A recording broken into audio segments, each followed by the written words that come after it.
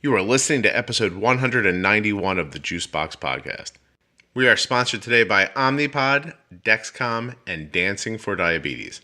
You can go to myomnipod.com/juicebox, dexcom.com/juicebox, or dancing4diabetes.com to find out more. Today's episode is with Kathryn. It is called Shame Cycle. Today we're going to focus on shame and guilt and the difference between the two. We're also going to take a look into the difference between healthy guilt and unhealthy guilt. I'm going to put a link in the show notes to the National Institute for the Clinical Application of Behavioral Medicine. There's a great infographic there that will show you the difference between guilt and shame, and it'll even show you the difference between unhealthy and healthy guilt. Now, just in case that all sounds just too serious for you, don't worry. There's plenty of other conversation here about Kathryn and her 10 years with type 1 diabetes. Kathryn's even got magic underwear.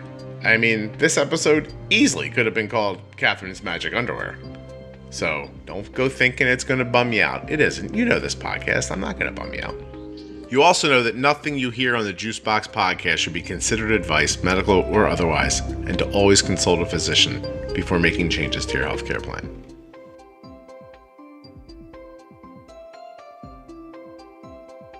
I get the same feeling every time I go, that this shame just washes over me like I'm not enough. And I realized as I was listening to your podcast that other people were feeling that too. I'm Kathryn Hayes, and I've been a type 1 diabetic for just over 10 years. I was diagnosed in 2007, and I'm 27 now, and I have 3 kids. And it's tough. Well, wait, hold on a second. What part's tough? The 3 kids or the diabetes? All of it together. Okay, so let's start slow. Diagnosed right at the end of high school, huh? I was in 11th grade. 11th grade? That sucks. Yeah, it was tough. There was a lot of, high school just sucks already. So it was hard, but... Well, I don't know. I do. I think I have an idea because my son's a senior this year and really great student, but halfway through this year, he was sort of like, this isn't over yet? Like, when does this, like, I'd been accepted to college. Like, when does all this stop? And he's doing a great job of plowing through it, but he doesn't have diabetes. And it wasn't dropped on, and something big and huge wasn't dropped on him at this point in your life where you're sort of like, hey, I'm finishing something. I've accomplished something. I'm almost an adult. Like, happy time, you know? So was there any foresight, any in your family or anything like that? Well, so the year before, I had gotten mono, and that sent my grades down pretty low, especially in math, because I kept falling asleep in class, and I just couldn't stay awake, and I didn't know that that was a sign that I needed to go to the doctor or anything. But so that was tough. And then being diagnosed the next year, it was not good for my grades, but so made it through. It sort of strung together, though. The mono hit you, and then the diabetes hit you. Yeah. And, oh, geez, that sucks. I want to tell you a story, but it's inappropriate for the podcast. But I got mono when I was a kid, and the way I got through it was by talking my girlfriend into believing that if I was happier, that the mono would be easier to deal with. And it worked out pretty well for me. I don't know about her. Yeah, I felt bad for her. But nevertheless. Did she get mono as well? She did not. I was careful. Okay. And so. Well, the person that I got it from said they were careful. I hear you. Well, that's boys. Oh, I'm a boy. Never mind. Yeah, don't trust boys. I think that's the lesson here. Also, you learned that lesson over and over again over the last decade, and some man made you pregnant 3 times. And I know. And I don't know how it happened. You're really not sure? So when how old are your kids? Are they all like a year old? Did you have them all at the same time? No, I have a 5-year-old, a 3-year-old, and a 2-year-old. Okay. All right, well, so what'd you do? Let's do the math. Did you get married in your early 20s? I got married when I was 19. I was almost 20. Wow. I was young when I got married, but you have me beat. I've been listening to your podcast, and surprisingly, you talk a lot about marriage. Well, that's because it tries every day to ruin my life, just like diabetes. But I fight back. I don't give up. A lot of people would have given up by now. Not me. Yeah, I'm a fighter. Yeah. Geez, my wife was like 22 when we got married. And even then I thought, this is probably a mistake. But that was like 22 years ago at this point. Yeah. Okay, so 19. So do you mind talking about that for a second, even though it might not have anything to do with diabetes? Or maybe it did. Did you find somebody who was just a good guy early on and you were like, okay, I shouldn't let go of a decent person? How did it work out? Yeah, definitely. And I want to say a little bit is I've noticed that you've also interviewed a few different Mormons, and I was like, I know you're Mormon, even though you didn't say it.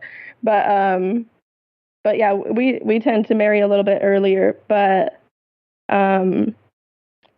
yeah, I just found someone that was perfect, and so I wasn't gonna wait for anything. Very nice. So there's this funny thing that happens on the podcast. So I don't set up whether or not people use Dexcoms. I just, whoever wants to be on the podcast, doesn't matter to me. I don't set up what insulin pump they are. I certainly don't set up whether or not they're Mormon. But you're right. I've had an overabundance of Mormons, lesbian couples, and like stuff like, I'm like, I don't know how that ends up happening, but it doesn't matter to me one way or the other. But I am proud of myself because for all of the Mormons that I've spoken to, I've never once asked about the magic underwear, and I very much want to, but I never. It is so comfortable, you wouldn't believe. So I didn't. If we end up calling this podcast episode "Magic Underwear," you're okay with that? I'm okay with that. Yeah. Excellent. Thank you. I will leave that to the people to Google on their own. Okay. But let's just say LDS.org. That's where you look. Okay. All right. That's fantastic. That's fantastic. I didn't. Oh gosh, who was running for president a few years ago? Mitt Romney. And they hit him on it, and he answered a little bit, right? Mm-hmm. Yeah. I was like, that's interesting, because I couldn't believe somebody asked him. I was like, that's fantastic. Anyway, Mormons get all kinds of weird questions, and we just try to roll with it. Well, you ruined basketball with that Sean Bradley guy about 20 years ago. Don't ask me about basketball. And I have no clue. I haven't forgiven Mormons since then. But I'm going to go look it up when we're done. Sold me this giant spindly guy that couldn't play, and we drafted him high, and then he went off to do like service overseas for a year, and then when he came back, he couldn't play basketball. I was like, we got ripped off. Hey, but I'm certain there was someone in baseball recently that went on a mission, I can't remember where, to like Brazil or something, came back and played baseball in the major leagues and is doing awesome. Well, that's cool. We'll find out about that too. All right, so listen, this is not the Mormon podcast. I know. So we're going to jump past that, but good on you. And I love that you said that the magic underwear was comfortable. And we're moving on now. So you are on the podcast for a specific reason, right? So you reached out. Did you reach out over Instagram? You did, right? Mm-hmm. Okay. And you told me what? dancingfordiabetes.com. Dancing, the number 4, diabetes.com. How did we start talking? Well, I had a series of realizations recently, because I mean, my A1C has kind of always hung around 7 and 7.2, around there, and unless I was pregnant, and then I was able to get it down. But I realized when I went to my last endo appointment that like it was that same feeling. I get the same feeling every time I go, that this shame just washes over me, like I'm not enough. And I realized as I was listening to your podcast that other people were feeling that too. And that I know that the only way to stop feeling that and to start progressing and doing better is to talk about it. Yeah, I think you're right. You've had diabetes for a decade, but you're still young. And those my gosh, those kids have got to be a drain. Because I stopped at 2 because I was like, oh, yeah, another one. I mean, it's just I'm upset I have dogs at this point. You know, like I was like, everything wants my time. Seriously. I want a dog, but I just know inside I can't do it. Oh my gosh. I would, if I was you, if you want a dog, here's my advice. Trade 2 of the kids for the dog. That's the only way you're going to be able to accomplish it. But no, but seriously, I love my dogs, but they're everything's a time suck at some point, right? Like the dogs need your time, and the kids need your time, and your house needs your time, and then diabetes needs your time.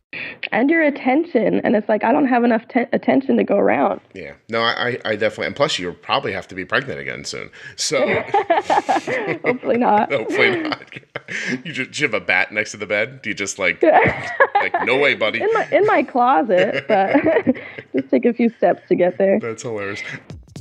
Insulin pumps are not all the same. And that might be hard to believe because, I mean, really, what is it? It's a thing that gives you insulin. It's basically just stopping you from having to inject. And it's giving you, control over your background insulin. That's the 2 things that insulin pumps bring. No injections, the ability to manipulate your background insulin. So, I mean, if that's the case, just take whichever one your doctor offers you, right? Don't even worry about it. Don't think twice about it. No, don't do that. What are you doing? I was kidding. Stop. You need the Omnipod. Because it's not the same as everyone else. Sure, it allows you to make adjustments, and sure, it gives you your insulin without injecting over and over again all day long, like every other insulin pump. But the thing that Omnipod has is what it doesn't have. Interesting, huh? A little wordplay there. The Omnipod doesn't have any tubes. It doesn't have a controller that you have to carry with you attached to a tube attached to your body. That doesn't exist with Omnipod. Omnipod is self-contained. It has a controller, but that controller is wireless. You only pick that up a few times a day to make adjustments. Push a button, it speaks back to the pod wirelessly, and you get your insulin. Everything contained in the pod. So while on the surface it might seem like an insulin pump's an insulin pump, trust me, it's not. And to know for sure, all you need to do is go to myomnipod.com/juicebox. There you can get a free, no obligation demo of the Omnipod. Having a free demonstration pod sent to your house couldn't be easier. Go to the links in the show notes at juiceboxpodcast.com or type it in the way I just told you, myomnipod.com/juicebox. The beauty is you don't have to take my word for it. You can try it for yourself and decide. You just said something in a very specific way, like you said you're not enough. And do you have that feeling in other aspects of your life, or is it just really wrapped around the diabetes? I think we're all experiencing it in so many different aspects of our life, whether it's body image or just like success, like how well you're doing at your job, or like self-care or diabetes or a different illness or anything like that. We're all experiencing it so much, but I felt like I realized that for people with type 1, we're experiencing that on another level. And it's like, and it's like we've got all these different measuring sticks of like how to compare ourselves to whoever else we see or whoever we think we should be. Mm-hmm. And diabetes is like another big fat measuring stick with like, it comes with A1Cs, it comes with judgmental doctors, it comes with so much. And then I was also thinking about, because of you, like to have a child with type 1 is like another big fat measuring stick, because like it adds on to like how well we parent, like how well you're managing your child's diabetes, and that there would just be so much shame associated with that. And like shame is not good. It doesn't help you. Well, I first of all, I think you're really brave for wanting to talk about it just in your private life. I think you're incredibly brave for being able to do it in front of other people. So this is going to help a ton of people, and I appreciate you coming on and doing it. I hope so. Yeah, I get through those moments with just blinding ignorance. I just don't listen or pay attention. Like there's moments when, and I know that's not something everyone can do, but let me back up for a second. So you said something really interesting, measuring sticks. And so that's something I struggled with when I started the podcast, right? Or how much you're going to share online or what you're going to say to people, because your intention is to be is to be inspirational, aspirational, motivational, right? Like, is to say, like, look, because I say it all the time, like, I am genuinely not a very, not an overly smart person. I'm terrible at math. I prove it to you guys almost every week.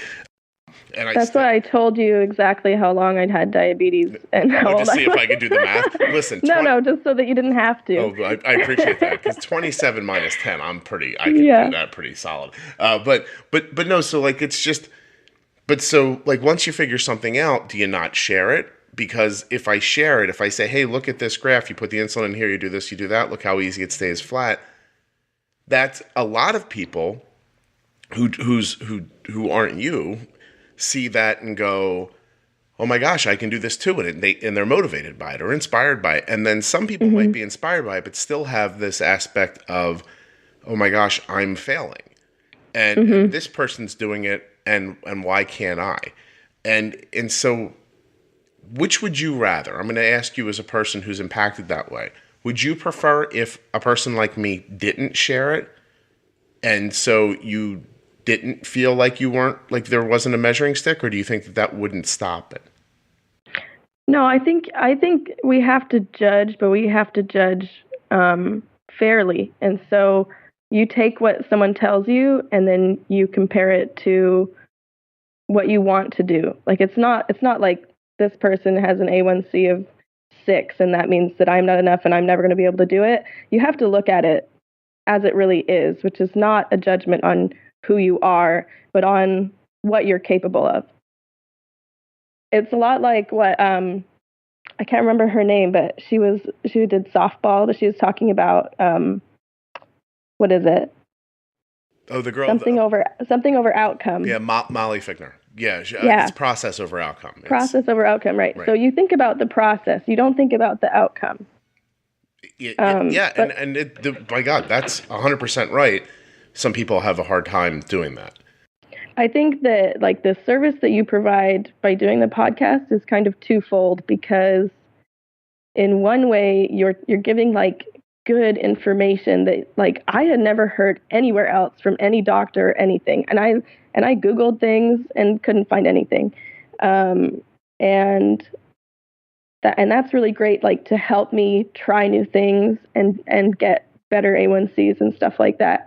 But then at the same time, you're also providing this great emotional support and motivation for people to just try. That's very nice. Because we're not doing great sometimes at just trying, and when we could be a lot more successful if we did. It's most of the time, it's not anyone's fault though. Like, because look what you just said. No one told me this stuff, these things, these tools, right? And then all they said was, here's your goal. It was backwards. They didn't give you any process. They gave you all outcome. This is what you need to do. You need to win the game. Well, what do I do with that bat? No, I can't tell you that. What's the ball for? I can't tell you that. You know, like what's going to happen when I stand next to the diamond thing? Oh, I can't tell you that either. But you got to win. If you don't win, you're a loser. And that ends up being what diabetes is when you don't get the tools. You alluded to it, but no one ever explained to you that insulin doesn't work right away when you put it in. Is that? I think they told me 15 minutes, but I can't remember at what point they told me, because I mean, it was like, I like cried listening to Nicole's, interview, because, we were both diagnosed at the same age. And so like, I could feel like exactly how she was feeling at that moment, where like, you don't know how to deal with things, but you don't think anyone else's responsibility. You don't think it's anyone else's responsibility but your own. Right. And so, and I went to an adult endocrinologist, like not a pediatric one. And the first few appointments were just like, oh, your A1C is 7.2. And then just like, kind of like, it's like the beginning of that wash of shame. And then I think it was like my third or fourth appointment with him where he like sat me down and showed me some kind of graph of like that showed me that if I didn't make it better that I was going to die. Oh. and I was like, how delightful. I mean, in some ways my brain was like, that's not the right way to talk to me. And I knew that it was wrong. But in other ways, it like really framed internally how I felt about everything. Win or die. Yeah. And also, I didn't even realize until I started listening to the podcast and thinking about like all the new gadgets we have now, the Dexcom and pumps and stuff. And I was on injections. I'd had diabetes for like 6 months. And he was like, if you don't fix this, you're going to die.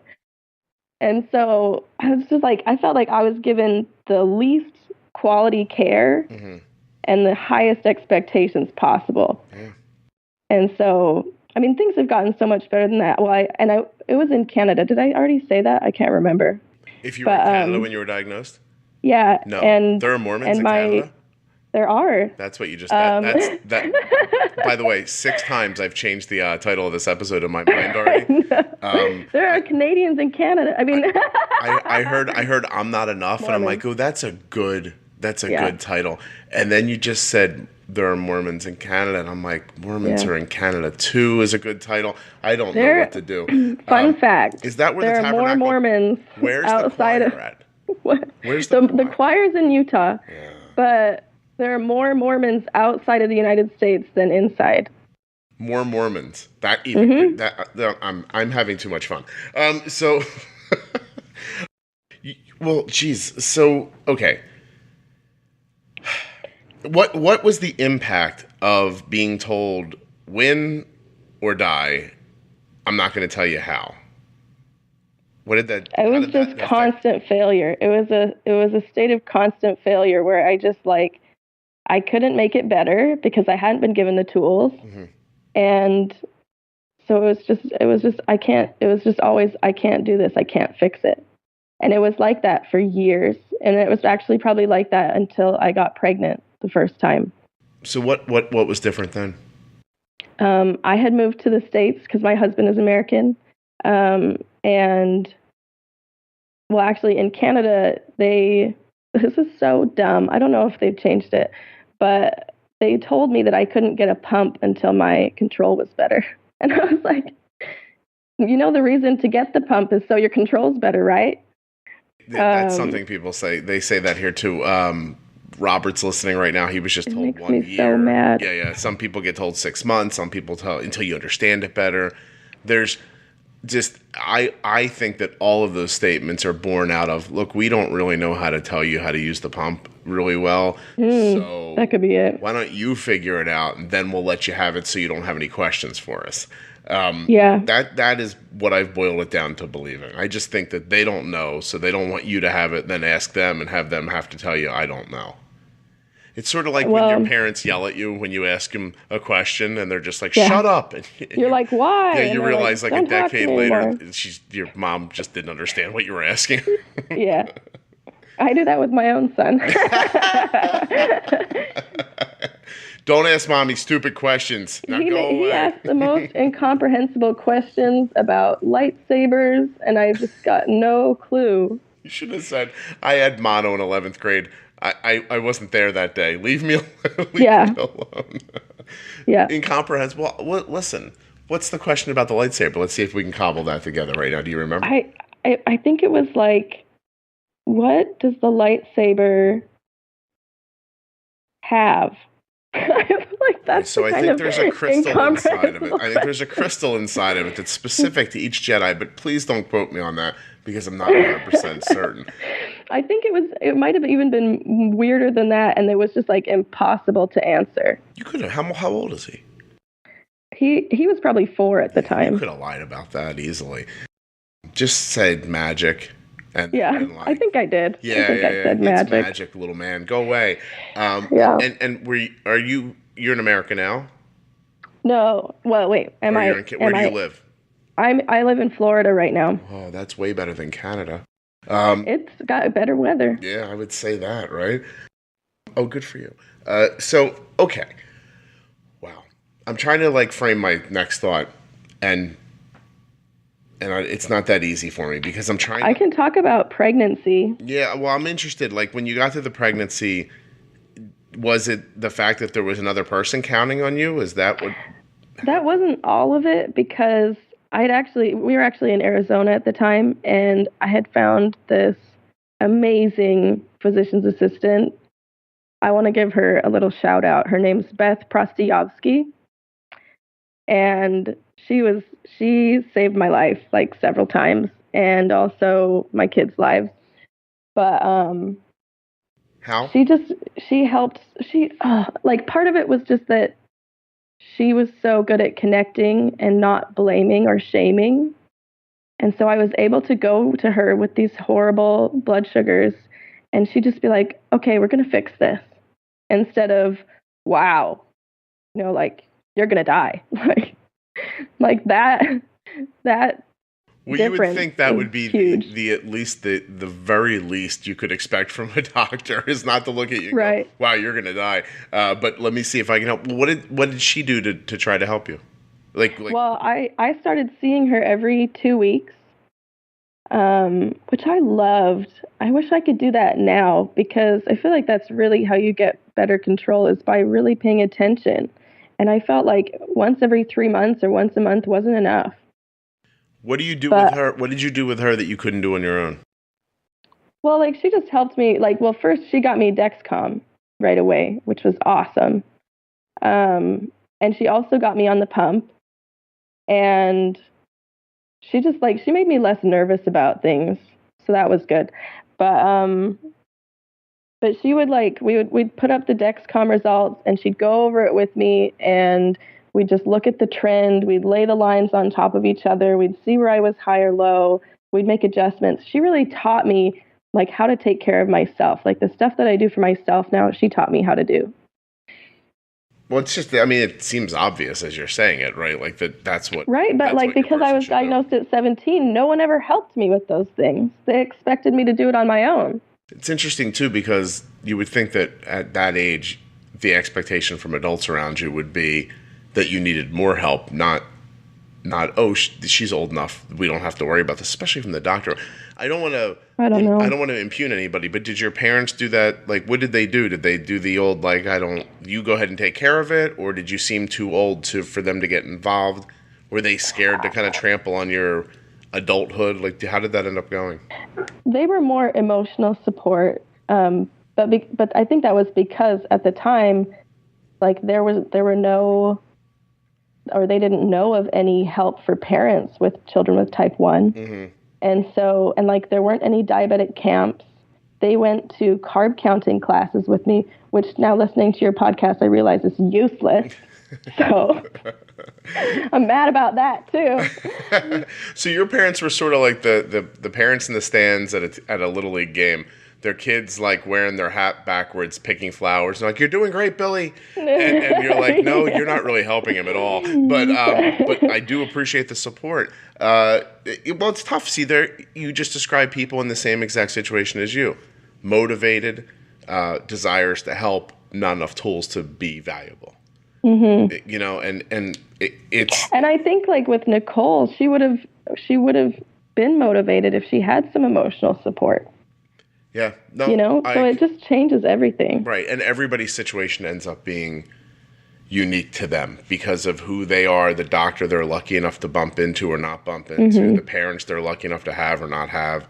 Whatever it ends up being is just sort of it's the soup you get thrown into. And mm-hmm. A lot of times it's just so interesting to me when you said you're out in Arizona and you meet this new, person. And all they're doing for you is giving you some support, letting you lean on them a little bit, taking over a tiny bit of the responsibilities for understanding, and then passing that information back to you. It really is just another. It is just another form of parenting, just within the disease. It's mm-hmm. it's no different than what you would do for your child, and it's at the core of what common decency is, and you would think the very least you could expect from someone in that right position, But I felt with so many other endos that I had, it was okay, do this for this entire month because I'm not going to see you. Just do this, and we'll see how it goes. Yeah, I don't know what that means.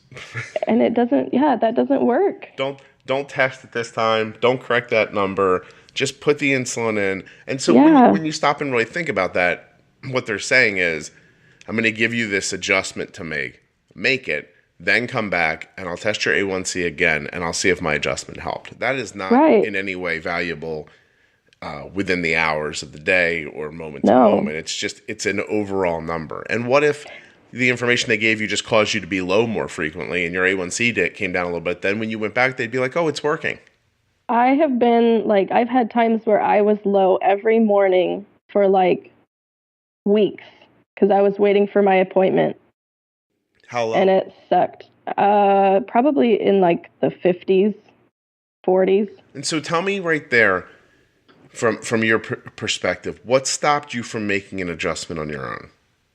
Well, it was probably since I'd been put on the pump, and I didn't know that I could make changes on my own.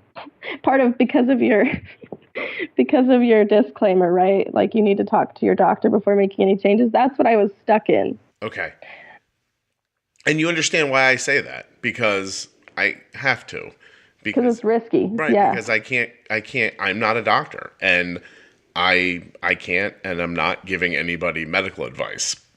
I did eventually, I've learned over the years to just deal with it myself because no one else is going to hold my hand. Right. And that's the exact right thing to do. We're stuck in this very interesting situation where I can't really come right out and say that because I can't. And at the same time, if I don't share what's happening for us and what's working for us, then, listen, let me put it this way. I spoke a few weeks ago at a JDRF event in front of probably 100 people. And I said to them at the very beginning of the thing, I said, listen, I'm going to tell you what I do with my daughter. If you think any of it sounds like a good idea, you should go talk to a doctor because none of this is medical advice. It is absolutely, positively, 100% not medical advice. Of course, it's not medical advice. I'm not a doctor, but it is just my experience, right? It is what I've seen over and over again. Now, here's the difference. How do you know who to trust? How do you know who somebody did something once, has absolutely no historical data to tell them that it's valuable, doesn't know if it's really going to work over and over again, but runs to the internet and says it? How do you know the difference? And I hope that my decade or more at this point of time just sharing in the space, I hope that has built confidence with people, and because I think that's the only way to know who you can trust and who you can't trust. And at the same time, you still can't trust me. I'm not a doctor. I might say something that works great for my kid that won't work for you. The last thing I said when I was speaking before I started the JDRF event is I said, if you hear anything here today and go home and do it and kill your kid with it, I don't want to hear about it. You should go talk to a doctor first. But at the same time, these are good things. But also be cautious. Yes, you have to be a little responsible for yourself. Yeah. You can't just put yourself in a position where you're just well, that's up to them to tell me, or that's up to this person to tell me. There has to be personal responsibility. If you're going to make changes by yourself, you have to pay attention to it. Absolutely. You can't walk into a wall, break your nose, and sue the builder for putting the wall there. You need to be a little responsible for yourself. And at the same time, if you're having, more specifically with diabetes, if you're not having the successes that you want or that they're even telling you to, you can't look back at them and go, well, it's their fault.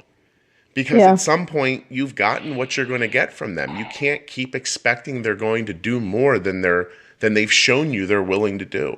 It's not going to magically change. Your verbally abusive father is not going to turn into a decent guy 10 years from now if you just hold on long enough. You know what I mean? You have to, at some point, you have to see people, whether they're your doctor or a friend or somebody in between. You have to see them for who they are, what they're willing to give you, what they have to give you.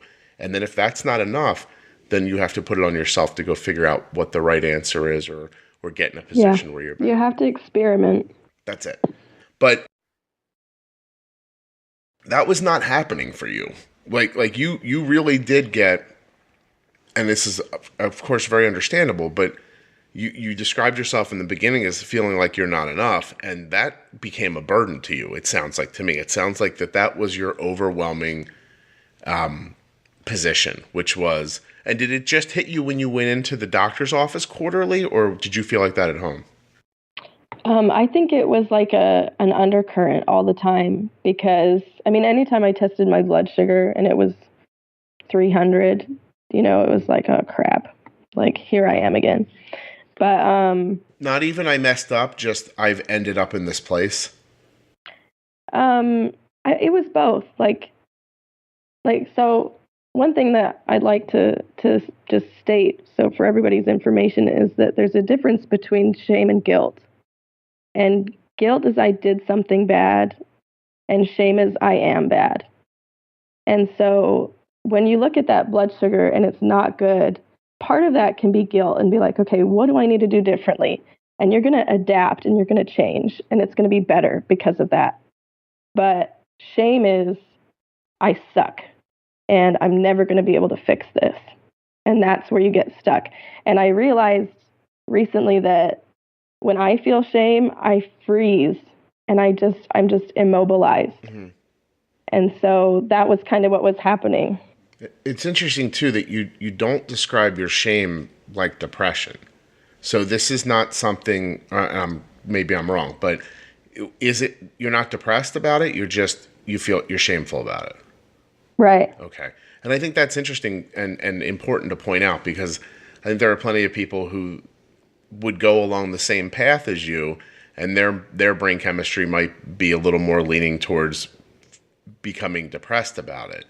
Mm-hmm. And it's interesting to hear a person who's not depressed talk about similar impacts. Do you know what I mean? Like it really is, because you think, well, it makes sense that some people they're maybe depressed people to begin with, and then they get diabetes and it makes it worse, and that's understandable, and there's a course to help them.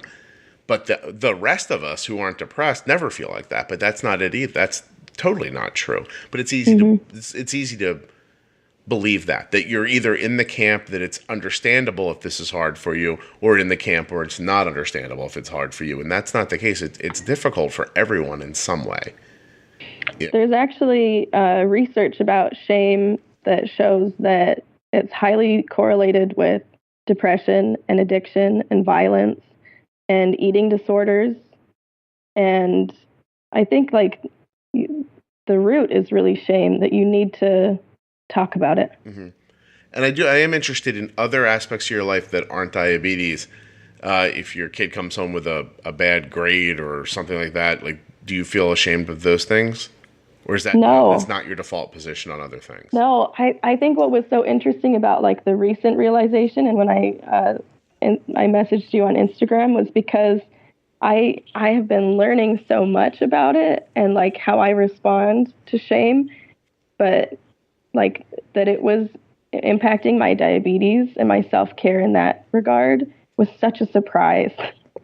It was normally I'm not feeling shame day to day, right. Or I thought I wasn't. And then I went to the doctor and I listened to your podcast and I was like, oh no, here it is. Yeah. Does it? And it was an awakening. Does it double back around and get you twice? Do you have a bad, a blood sugar you're not looking for, that you don't want, that feels bad to you, you feel ashamed about it, then the shame cripples you, do you then feel ashamed for not acting? Can it double down on you? When is the last time you wondered what your blood sugar was, or what your child's was? Was it 5 minutes ago? 10 minutes ago? Was it in the last half an hour? Were you just thinking it now before I said this?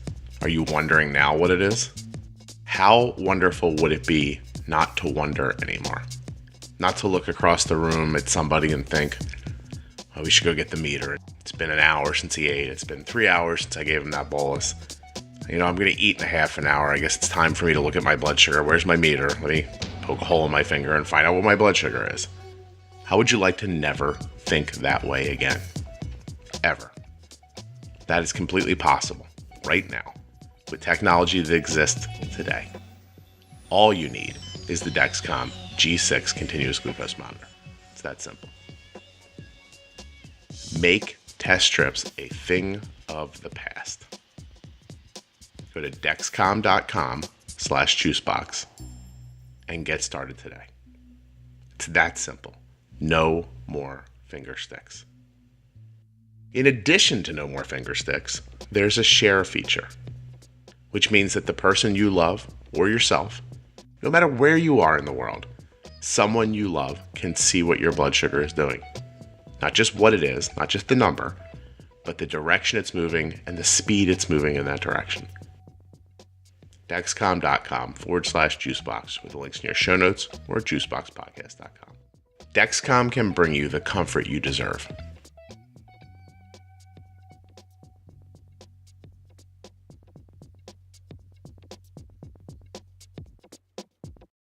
Can it like double down on you? It can when it's not that I'm not acting, it's that I start eating because I'm an emotional eater. And so then, I see. So, blood sugar goes higher than you want it to. And I'm like, man, I need to eat a chocolate bar. I'm ashamed I couldn't figure out how to do this. You know what'll fix this? Chocolate. Yeah. Blood sugar goes back up and then cycle. Yeah. Then you're stuck in a cycle. Yeah. Yeah, that sucks. I'm sorry. Okay. And so how long ago would you say you realized what you just talked about? Like how long ago did you really understand the kind of cycle of shame that you're stuck in, and how what have you done so far about it? Well, I realized it with other things first, like body image, and even something as simple as like cleaning my house.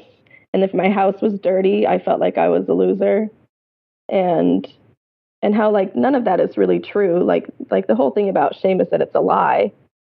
And so I realized those things first, and I was working through those things first. And then it was only like the day that I messaged you that I had that realization. It really did hit you just then. So it's been more recently.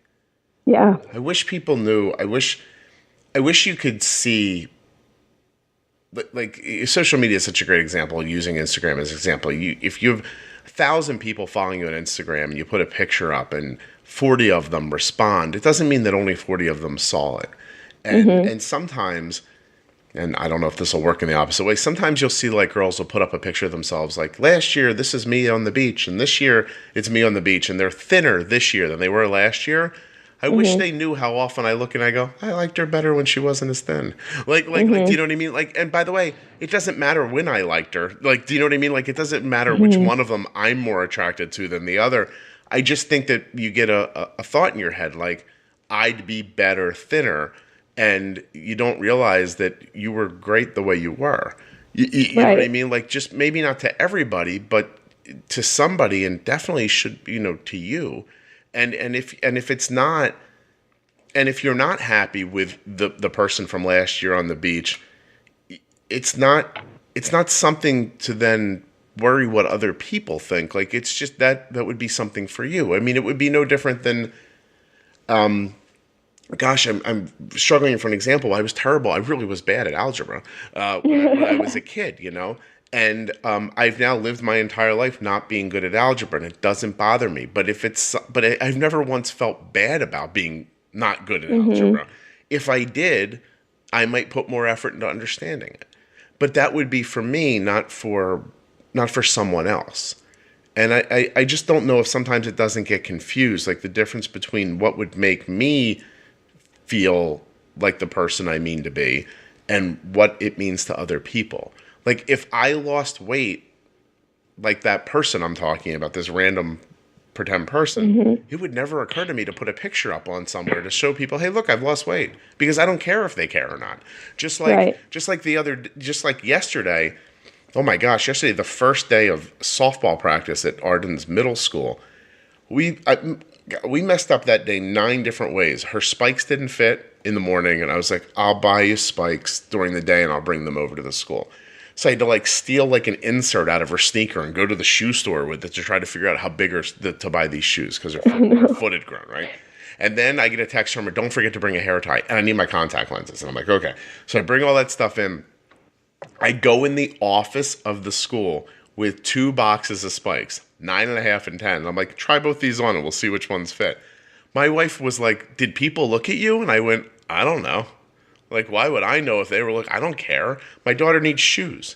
I don't care what other people think about this, you know? And so by the way, it was the 9.5. They fit her great. And she grabbed all of her stuff, ran to the gym. I drove home, which is luckily not that far. And I get a text message, where are my contacts? And I'm like, oh, they're in my pocket. And so I drove back to the school and I pulled up on the curb and she kind of ran out of the gym and grabbed them and I went home. And I have to be honest with you, for whatever reason or however my mind is wired, I never once was concerned with what other people would have thought of any of that. And I'm just lucky. Like I realized. Well, and you have the added advantage that you were taking care of your child. Okay, but I would have that, and trust me, I would feel like that in any situation. And I didn't realize, I used to say, and you've even heard me say it on here probably in the past, like, that's just who I am. Like, maybe I grew up a certain way, whatever, but I never felt lucky about it till I started really talking to people on this podcast. Because I realize now that my inability to give a crap what other people think, or someone else's inability not to have to care, like they just care and they can't stop themselves, that's not something you can kind of take credit for. Like that's not a decision you make. But I guess at some point I believe that it was. Like I believe that other people could just decide not to care what other people think and do what's best for them. But I don't know that that's 100%. I think you have to care about what certain people think. Like not everybody's your critic, but the people that you care about, those are the people that you need to care what they care about. Right. Oh, I get. Yeah, there has to be some back and forth. You can't let your hair grow down to your butt and never wash it, and your husband not like that very much, and just be like, I don't care what you think, buddy. Like, because you've entered into a contract together. You're gonna live together, raise some children, not have a dog, and stuff like that. Hopefully one day. No, please don't get a dog. And so I'm just telling you, will call me in 5 years. You'll be like, I love this dog, but it's killing me. And so, but I just, it's very confusing. I think that's what this conversation is telling me, is that it's not a set answer for anyone, but how do you figure out what your answer is personally? Like what, because you're new to this, like, so to understanding this shame, like, what do you think you're going to do about it? Or what have you been doing? Well, I think like the first thing is to understand that we all have an inherent worth. And because shame is this feeling like we're unworthy.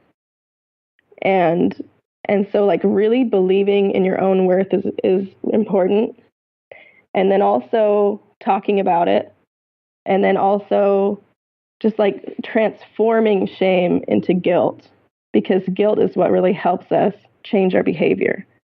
And so that's what I've been trying to do. I don't have a Dexcom right now because I lost my transmitter when we moved. I'm sorry. And so I'm in the process of getting the G5, which I'm so excited about. But I have been having to test my blood sugar like 10, 12, 14 times a day to like actually get a handle on it. And that is tough, and it takes a lot of focus, which I don't always have. To remember to do it in certain spots, when you feel okay and there doesn't feel like there's a reason. But then the other thing is, like, I think 2 nights this week I fell asleep without my pump on and woke up like 300, 400, and I was like, no! What kind of pump? I'm on an Animus pump, so I'm also trying to get the Omnipod. I just want people to know that when you hear me read the ads and I'm like, you'll never take it off for your shower and forget to put it back on. I know. And I keep thinking about that because it's like 2 times this week I fell asleep without it on. And I was like, this wouldn't happen with the pod. Was that really the situation? Like, did you get out of the shower and just forget to put it back on? So my clip broke. The clip that attaches it to usually my waistband broke, and so I have to take it off if I'm not wearing something that I can clip it to. Or like, no, I can't clip it to anything. So like sometimes when I get out of bed, I just take it off if I have to like go to the kids or something. And then I get back into bed and forget to put it back on. You don't have insulin for a while then while that's happening. Before you forget to put it back on, you don't have. Okay, people. Yeah. Listen, it's too late in the show for the Omnipod ad. But if you didn't listen to the Omnipod early, go back and listen to it. You don't have to ever take the Omnipod off. It's with you constantly. And there's no disconnecting. Disconnecting's a big, it's an issue. And because you can forget, because forgetting is, listen, there are times I start across the room, and by the time I get to the other side, I'm like, why am I here? And, you know, like I forget what I walked over here for. And so, and you only have 2 kids. Exactly. Well, you really should be ahead of me, though, because your underwear is more magical than mine is. But it's still, you would think that would give you some sort of a boost, but it maybe apparently doesn't. I think it does. It just doesn't affect the insulin pump thing. Is all. That's all. Well, I think that's a good. I heard what you said. I want you to explain that a little better, though. Like you said, you need, if you feel shame, you have to turn the shame into guilt because guilt you can address. Was that the idea? Like, yeah, because like I was saying, when I feel shame, I freeze, and freezing doesn't do anyone any good. And so if I can transform that into just moving and trying, things are going to get better. So the shame is crippling, where the guilt just feels bad. And it feels bad, but it can help you see where you want to go. It's an interesting way to think about it. I think that that concept is something that's really misunderstood, especially in the South where I'm living right now. Because people kind of they think like shame's going to help someone change their behavior, and it doesn't. Yeah, that's not a good tool. Yeah, it's horrible. You know what would make this better if you felt ashamed about it? Oh, yeah, great, yeah. Thanks. Thank God I met you. My son's in kindergarten, and people are trying to use shame on him to get him to do his kindergarten work, and it's like, this does not work. Don't do this. Oh, no, that's definitely not valuable. And so so maybe not guilt the way people are thinking about the word, but more as something happened, I could have been in control of it. It's within my grasp to be in control of something like this. And so next time if I make a better decision, or a different decision, it should go differently, which should alleviate the issue. And then I wouldn't feel badly that it didn't go well. Whereas shame is more like it just shuts you off right away. Yeah. So it goes back to it's probably more of a something that's burned into you from a younger age, I would think. Do you think it's? I think it's in all of us. Yeah, no, I do too. Like, where do you think it really activated? Do you think Do you think it could have been before you were diagnosed? Or do you really think it was right around the diagnosis and the way you were treated by the doctors at that time? Did your parents? I guess my question, I'm trying not to ask you because I don't want to insult you, but did your parents shame you when you were a kid? I don't think so. It's funny. We're sarcastic, and there are times where I'm like, did I just make him feel bad? Because but then I look and he's got such a good sense of humor, and I think he takes it. And still, I told my son the other day, I said, here's the best piece of advice that I got when I was 19 or 20 that I didn't take soon enough in my life. I said, women don't like it when you're sarcastic with them. They pretend they do. They laugh along and they're like, ha ha ha. I'm like, but it hurts their feelings and don't do it. And so that's really good advice. Yeah. And I was like, they're trying really hard to be one of the guys, but they're not. They're girls. And that's okay, by the way. That's not just okay. It's great. And just don't do that one. I said, if you're doing that one, your girlfriend is just trying to make you feel better. And I was like, don't be sarcastic with her. Just tell her how you feel and tell her what you think about things. Be honest. And it's fine to joke. But for some reason, buddy, and I said, I don't know, I'm going to have to be alive a couple hundred more years before I completely understand the whole thing. Sarcasm's not really good for the ladies you're with. And he was like, he nodded, he looked at me, and I was like, I'm telling you, this is a good one. Take this one with you. It's just, there's just some things we don't respond to. Do you know, I know for me, if somebody tells me to do something, you can be fairly certain I'm going to do the opposite. I'm the same way. Yeah, I just know that about myself.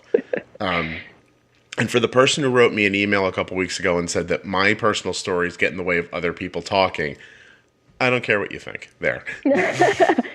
And I disagree. So. Thank you. It's still got to be a conversation. I can't come on and be like, so, Kathryn, you're ashamed, huh? I'll talk to you again in an hour at the end. I just go on and on and on about shame. No one would listen to that. I'll tell you what, by 20 minutes in, you'd be ashamed that you talked that long about it. And you probably should feel ashamed about that. Well, so you're in a really interesting position because you're at the discovery point. Like, you've figured out kind of what's up, and you have an action plan for how to maybe get out of it, but you haven't been at it long enough to really be able to say, this is working for me, or are you? Can you see it working? Please tell me you've been to dancingfordiabetes.com and that you've gone to their Facebook or their Instagram and you've checked out the incredible pictures of those adorable children.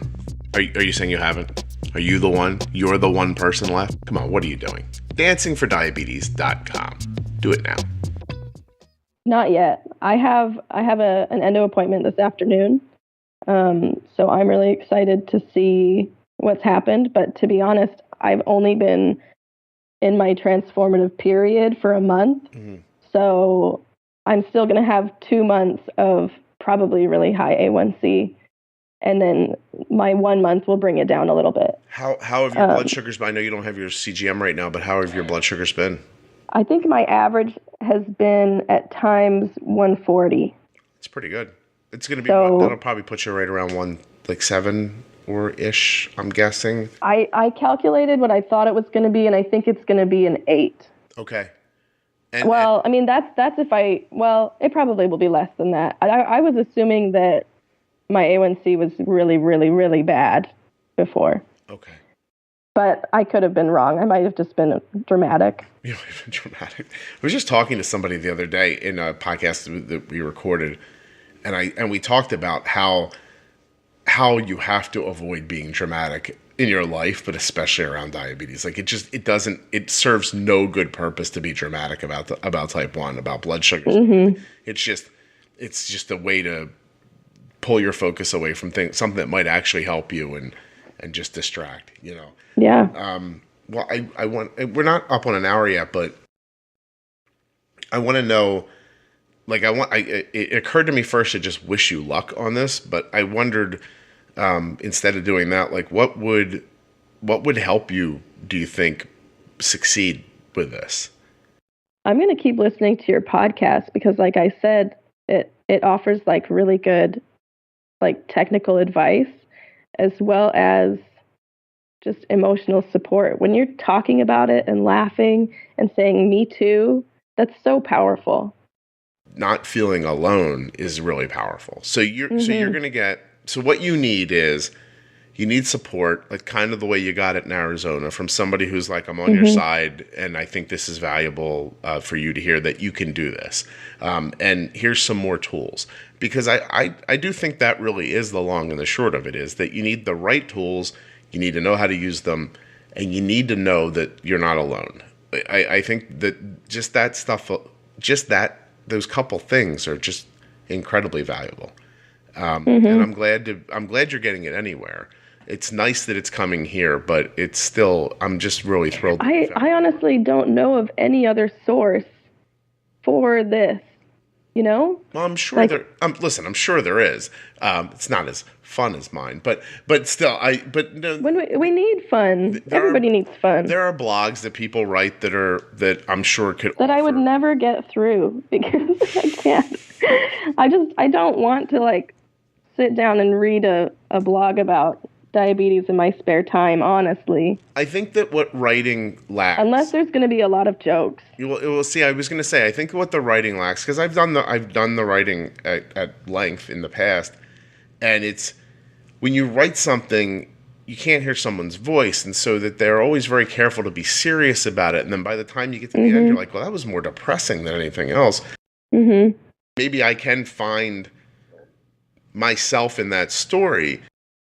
But I think what talking like this allows is for sidebars, for you to stop talking about the serious thing for a minute and to joke about something else or talk about something else, or realize that you're more of a complete person than this story allows you to express. And and so I appreciate that it strikes you this way. I really do. I hope you realize that that you listening and anybody else listening gave me the motivation to keep doing it. And it's very much a circle of life between the people listening and me making it. I know myself, if I would have made it and it would have been good, I could have kept it going for a while if nobody was listening, but I needed it to reach more people too, like, so that it didn't feel like, not that helping one person is a waste of time, but it might be hard to imagine how much time it takes to make this podcast. And right. The more effort you put into it, the more feedback you need. You just want to keep going. You want to see it come back. Like I joked earlier about the person who emailed me and didn't like that I interjected so much, but I read their email and I took it to heart. You know what I mean? And I've done that over and over again. This podcast, I just said it recently to somebody, it's made me a better listener. And I'm a better listener. Now I understand things better because I'm not always just hearing keywords from you and formulating my thought and moving on. Like, I'm really trying to hear what you're saying because, and this has been especially helpful to me because I don't feel shame the way you describe. And so around diabetes, but to hear you talk about it, I'm like, oh, there are things about myself I'm ashamed about. It's just, I don't give it any weight, and maybe I should a little bit. Maybe I should be a little more aware of that. And I wouldn't have gotten that if I didn't listen to you. Yeah. So, as long as we just turn it into guilt instead of shame. And you don't mean that in a bad way, right? You just mean it into think something guilt is actionable. So good. Yeah. Right. Because I mean, we want to change. We don't want to stay exactly as we are now. We want to get better. Yeah. And that was something that is so important to me, is that I was reading in my journal from like a few years ago, and I wrote like, I want to be healthy.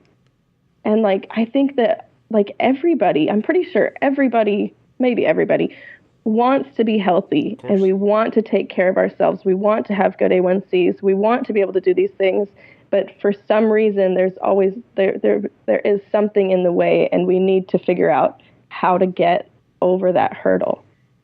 Yeah, you have to remove. I think that one thing that I'm trying to do here is to remove the hurdles. I think there's a ton of them. Then we add more.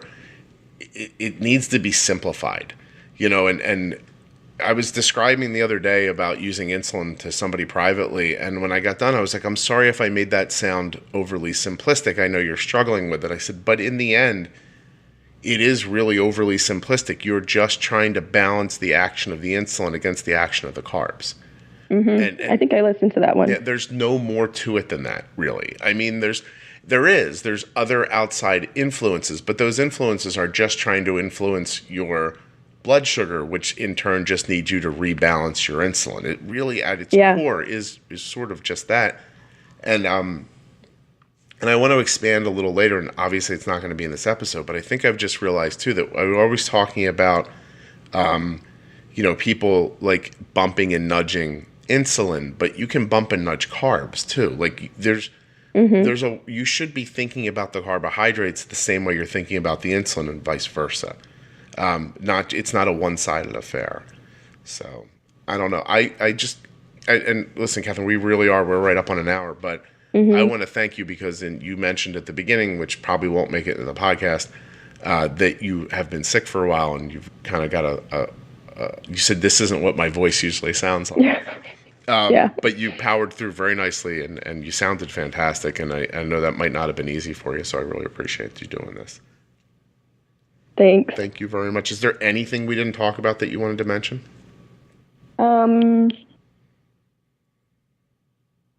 I think just there was one thing. The antidote to shame is empathy, and so that's what we were really talking about, is that we need to connect with each other. We need to have a strong diabetes community, and I think you're really contributing to that, which I love. But when we connect with each other, we just find the way to act and to do the things that we need to do to be healthy. And I'm so grateful for that. Well, you're very welcome. Do you have somebody in your life personally that's doing that for you? Is your husband, have you explained how you feel to your husband or somebody close? Yeah, he's got all these plans for like doing experiments on my blood sugar. He's like, okay, you're gonna fast from this time to this time, and we're gonna see like what your basal rate does. And he's got all these plans, and he's been researching. So I'll tell him to take those kids out for a couple hours. That'll help you too. And I know. And stop getting you pregnant. I know. You would think that underwear would protect you from that, but no, I guess, huh? No, it encourages it. It encourages it. Because it's so comfy. Yeah. And attractive. I swear to you, if everyone... Listen, at the end of this podcast, it's going to end in a second. First, you go to my links and click on the Dexcom and the Omnipod links to try out the products. But then you've got to go Google. What should they Google to get a picture? Well, it's on lds.org. All right, hold on. And you can just type in garments. All right, I'm doing it now. They're called garments. lbs.org, which stands for what? Latter-day Saint? Yeah, Latter-day Saint. Wait, is it LDS? D. I'm like, LBS is pounds. Hold on a second. Yeah. LDS. All right, and then I go to the search and I type in garments. Yeah. All right, hold on a second. Mormon underwear is the temple. Well, it better be comfy because it is not completely stylish. I'm just going to say that right now. You got to see it on. All right. I got to see it on. Oh, my gosh. All right. Well, now it's going to take me a while, but I'm going to have to... You're going to go down the rabbit hole. I'm going to have to break up with my wife, find a Mormon, and see some of this underwear. No. You don't think it's worth it? You don't have to go that far. No, I don't have to do that? Okay. Kathryn, thank you very, very much. Thank you, Dexcom and Omnipod. Thank you, Dancing for Diabetes. I appreciate all of your support. Please check them out. There's links at juiceboxpodcast.com in the show notes. And I've said the links so many times, you must know them by now. Dexcom.com/juicebox, myomnipod.com/juicebox, and dancingfordiabetes.com. I want to shout out Tyler real quick. Tyler, thanks for letting your mom come on the show last week and tell your story. I really appreciate that. And hey, everyone at the JDRF in Southwest Ohio, I'm coming. I'll be there in a few days. We're going to talk about being bold with insulin. It's going to be great.